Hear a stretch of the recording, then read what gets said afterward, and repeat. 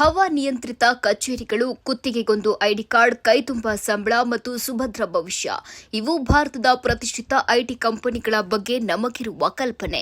ಗ್ರಾಮೀಣ ಭಾಗದ ಎಷ್ಟೋ ಹೆಣ್ಮಕ್ಳು ತಮ್ಮ ಕುಟುಂಬದ ಆಧಾರ ಸ್ತಂಭವಾಗಬೇಕು ಎಂಬ ಕನಸು ಹೊತ್ತು ಈ ಕಾರ್ಪೊರೇಟ್ ಲೋಕಕ್ಕೆ ಕಾಲಿಡ್ತಾರೆ. ಆದರೆ ದೇಶದ ಅತ್ಯಂತ ವಿಶ್ವಾಸಾರ್ಹ ಬ್ರ್ಯಾಂಡ್ ಎನಿಸಿಕೊಂಡಿರುವ ಟಾಟಾ ಕನ್ಸಲ್ಟೆನ್ಸಿ ಸರ್ವಿಸಸ್ ಅಥವಾ ಟಿಸಿಎಸ್ನ ನಾಸಿಕ್ ಕ್ಯಾಂಪಸ್ನಲ್ಲಿ ಬಯಲಾಗಿರುವ ಕರಾಳ ಸತ್ಯ ಇಡೀ ದೇಶವನ್ನೇ ಬೆಚ್ಚಿ ಬೀಳಿಸಿದೆ. ಮೇಲ್ನೋಟಕ್ಕೆ ಇದೊಂದು ಲೈಂಗಿಕ ಕಿರುಕುಳದ ಪ್ರಕರಣದಂತೆ ಕಂಡ್ರೂ ಇದರ ಆಳದಲ್ಲಿ ಅತ್ಯಂತ ಭೀಕರವಾದ ಲವ್ ಜಿಹಾದ್ ಮತ್ತು ಮತಾಂತರದ ಷಡ್ಯಂತ್ರ ಅಡಗಿದೆ. ನಾಸಿಕ್ ಟಿಸಿಎಸ್ ಕ್ಯಾಂಪಸ್ನಲ್ಲಿ ಕಳೆದ 4 ವರ್ಷಗಳಿಂದ ಹಿಂದೂ ಯುವತಿಯರನ್ನ ಗುರಿಯಾಗಿಸಿ ನಡೆದ ಈ ದೌರ್ಜನ್ಯಗಳ ಸರಮಾಲೆ ಕೇವಲ ಕಾಮದ ವಿಕೃತಿಯಲ್ಲ, ಇದೊಂದು ಪೂರ್ವಯೋಜಿತ ಗ್ರೂಮಿಂಗ್ ಕಾರ್ಯಾಚರಣೆ.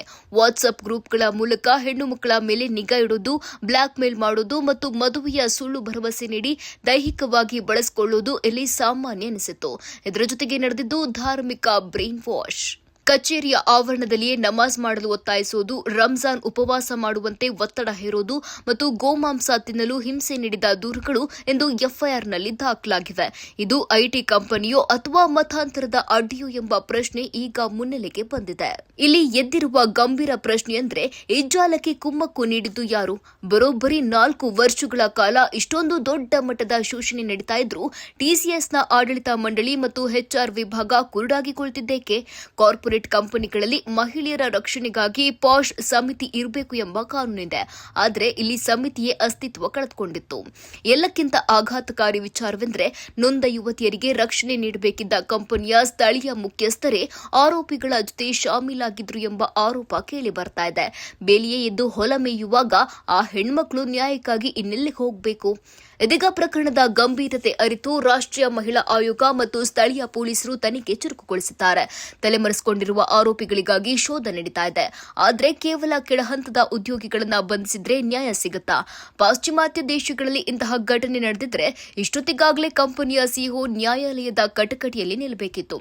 ಆದರೆ ನಮ್ಮಲ್ಲಿ ಮಾತ್ರ ದೊಡ್ಡ ಕಂಪನಿಗಳು ಝೀರೋ ಟಾಲರೆನ್ಸ್ ಪಾಲಿಸಿ ಎಂಬ ಒಂದು ಪತ್ರಿಕಾ ಪ್ರಕಟಣೆ ಹೊರಡಿಸಿ ಕೈ ತೊಳೆದುಕೊಳ್ತಿವೆ.